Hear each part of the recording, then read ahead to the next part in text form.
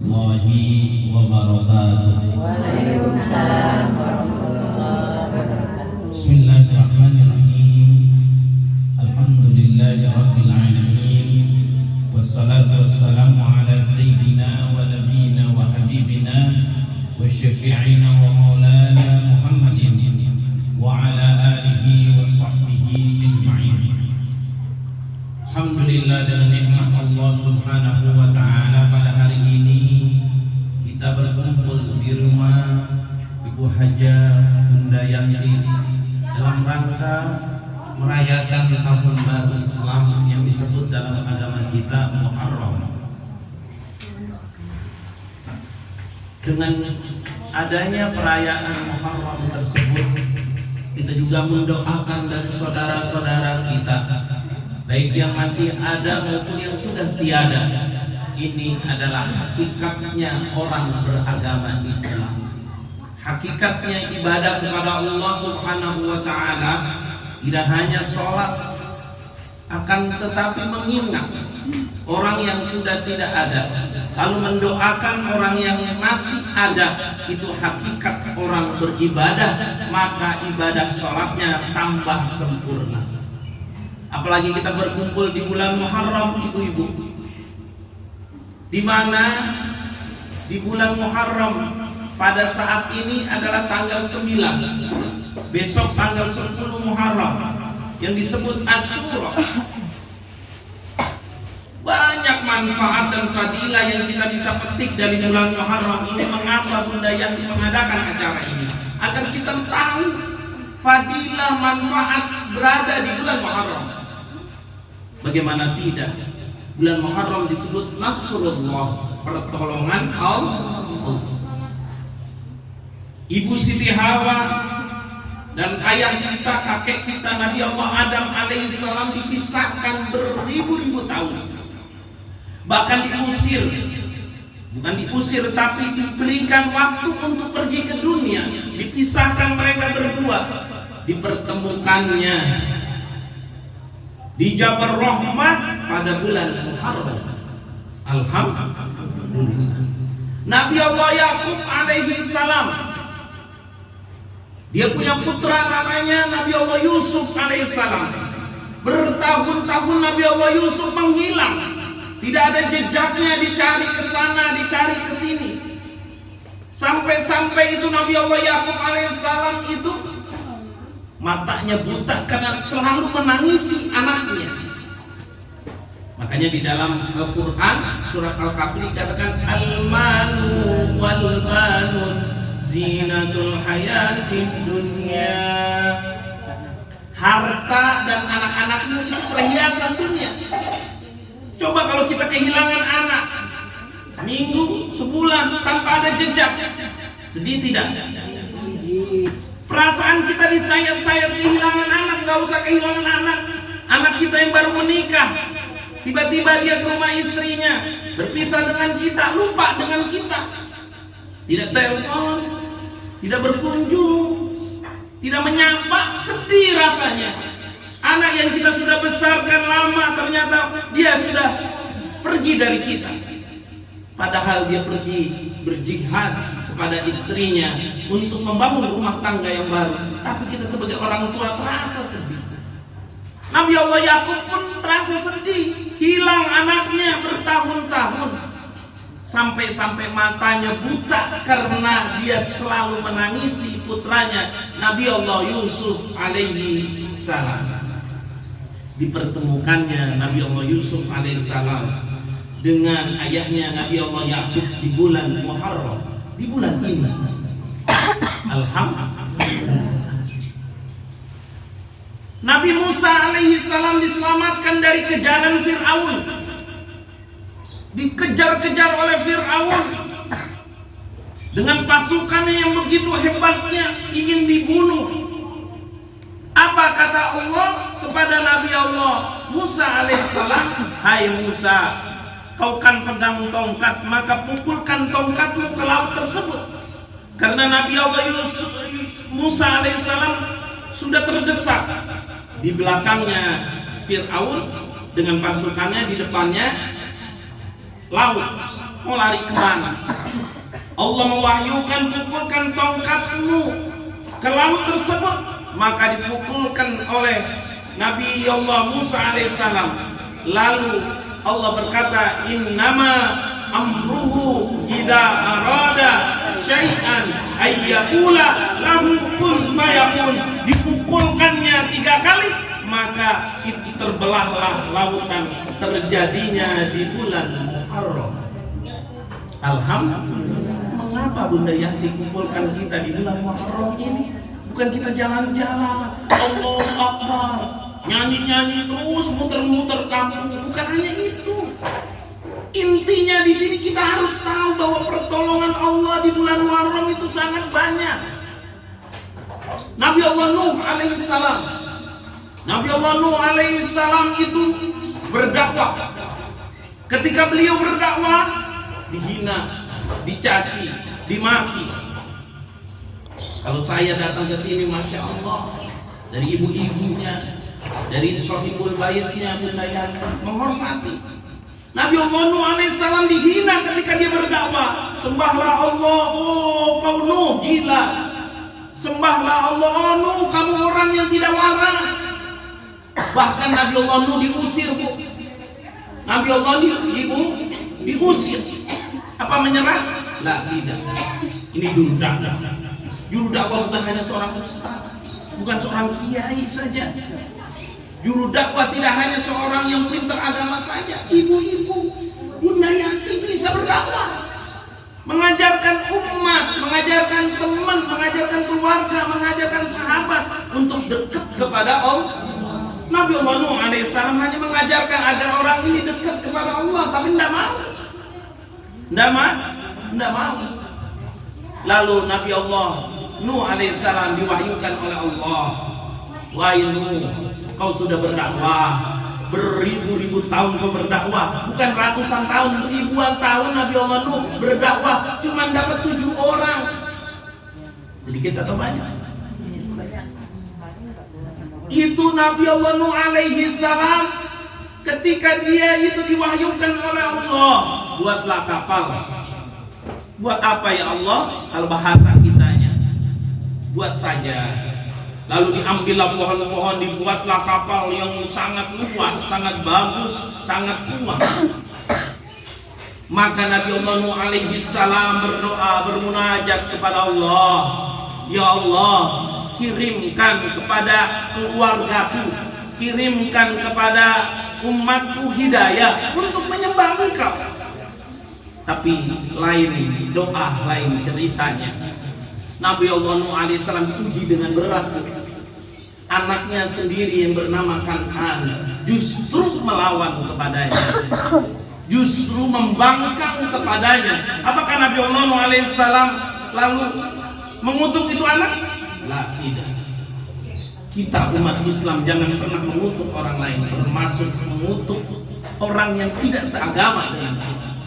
Tidak boleh. La ilaha illa anta subhanaka inni kuntu minaz zalimin. Orang yang zalim adalah orang yang sering menghardik orang lain, orang yang menumpahi orang lain, orang yang selalu mendoakan yang jelek kepada orang lain. Itu orang zalim.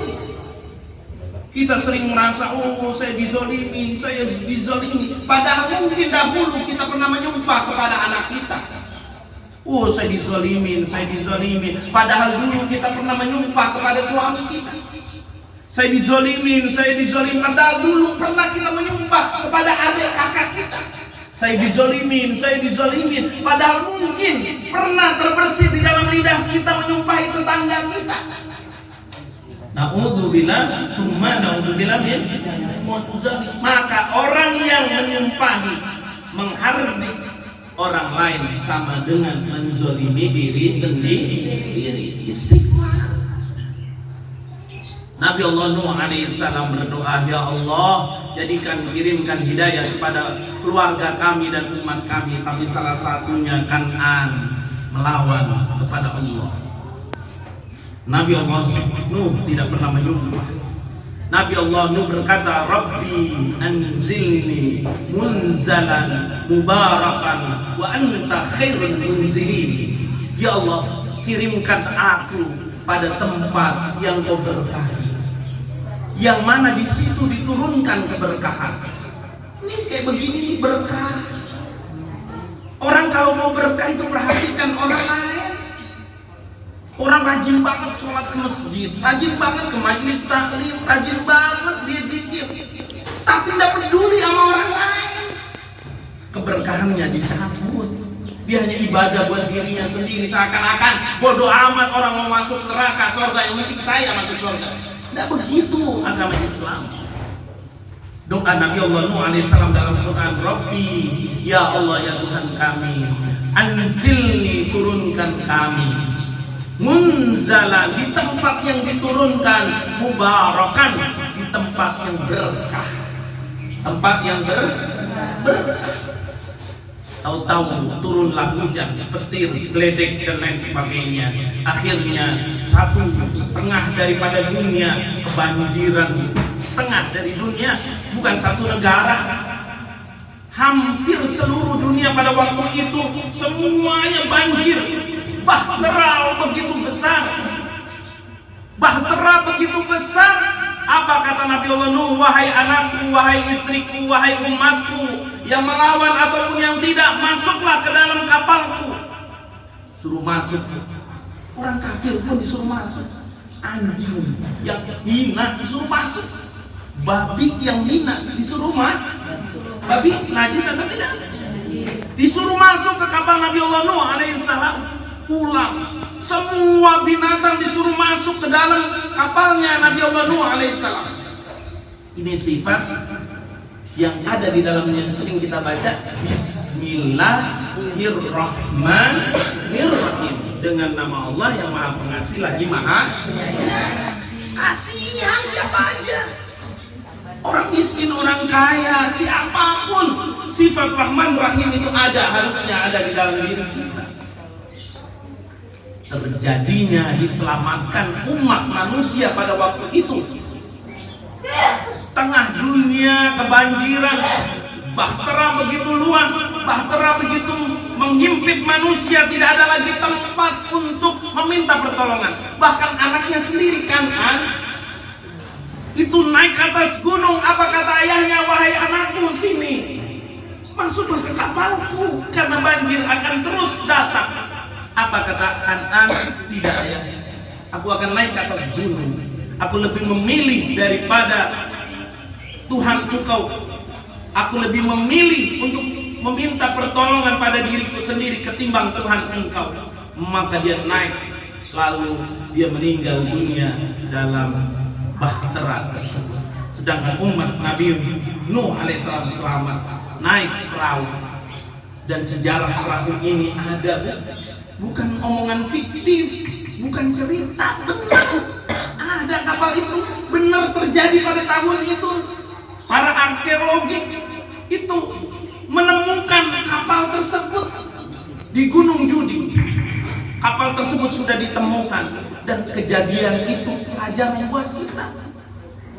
Itu terjadinya keselamatan naik perahu Nabi Allah Nuh alaihissalam di bulan Muharram. Kalau orang tahu, pasti di rumahnya bikin acara Muharram.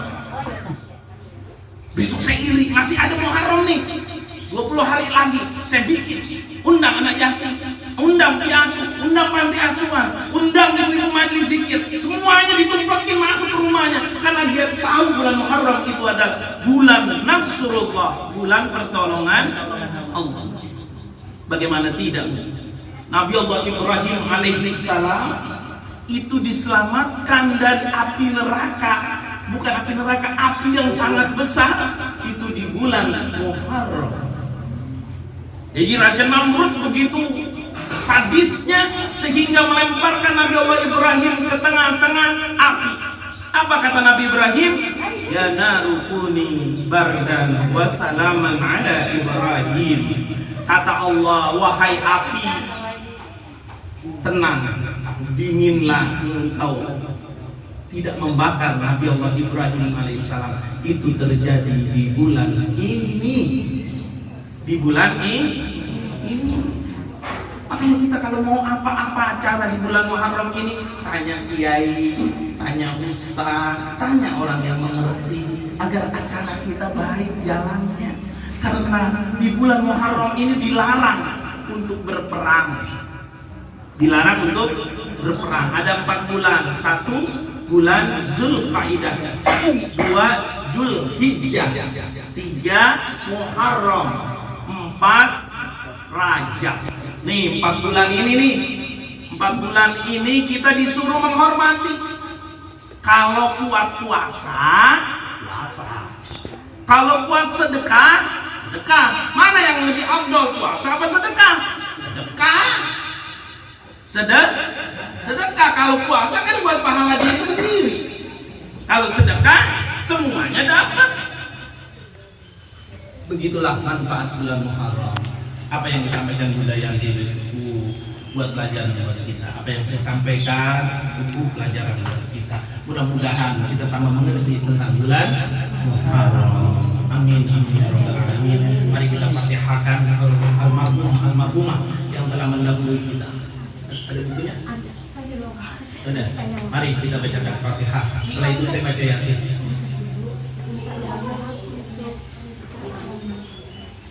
Bismillahirrahmanirrahim.